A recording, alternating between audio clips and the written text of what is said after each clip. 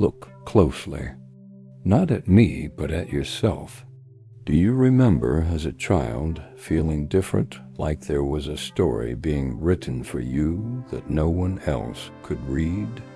Perhaps your laughter was quieter, your curiosity sharper, or your heart heavier than it should have been. Maybe adults said you were too sensitive, too stubborn, or too old for your age. Yet beneath their words, you felt something undeniable, a call, a purpose.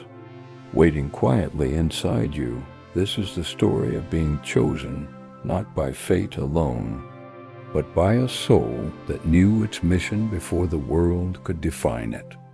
And it is also the story of those who forget, who get lost in the noise of life, never realizing the extraordinary blueprint they carried from birth. Consider Friedrich Nietzsche. He believed that every soul carries the seeds of greatness, but only the brave, those willing to confront their fears, illusions, and the banality of conformity, can grow them into reality. The child you once were saw truths adults could not. The problem is, most of us stopped listening.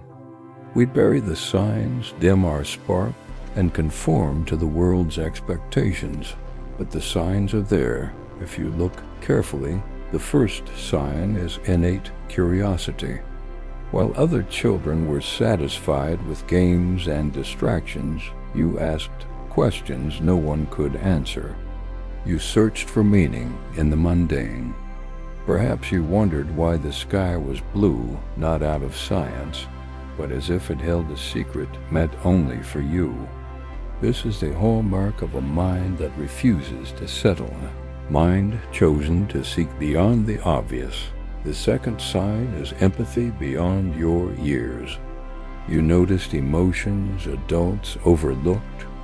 You felt the sadness behind laughter, the fear behind bravado.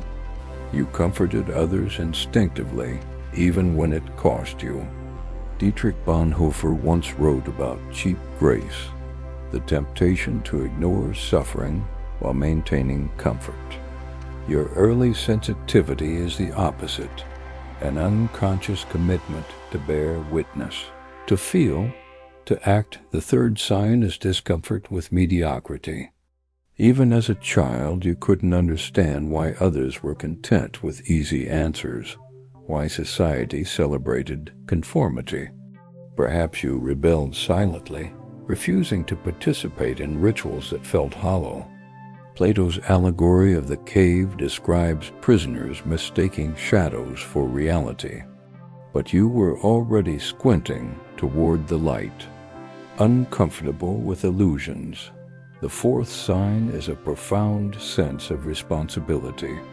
Perhaps you took care of younger siblings, animals, or even friends, feeling compelled to protect or guide them. You may have carried burdens no child should bear, yet within that burden lay the first glimpses of leadership. Machiavelli understood that power is meaningless without purpose. The child who carries responsibility unknowingly practices the first lessons of sovereignty. The fifth sign is visionary imagination. You dreamt in vivid detail, creating worlds, ideas, or solutions beyond your peers' comprehension. While others played pretend, you sketched maps, wrote stories, or envisioned futures as if you already understood the interconnectedness of life. Nietzsche called the individual who could imagine beyond life's limits the free spirit. That free spirit begins in childhood, but here's the uncomfortable truth. Most chosen souls never fully awaken. Life's expectations, societal norms, and fear of judgment bury these gifts. The signs become whispers drowned out by noise. The soul grows restless, the spark dims, and the child's clarity becomes adult confusion. Here's the twist. Being chosen is not a guarantee of success, fame, or comfort. It's a responsibility. It's a call to confront your own shadow before attempting to illuminate the world. Bonhoeffer, Nietzsche, Plato, and Machiavelli all recognized this. Greatness demands solitude, courage, and moral confrontation. So how do you reclaim it? Begin by listening. Reconnect with the child who first noticed the world's subtle truths. Reflect on patterns, moments of effortless insight, uncanny empathy, or persistent curiosity.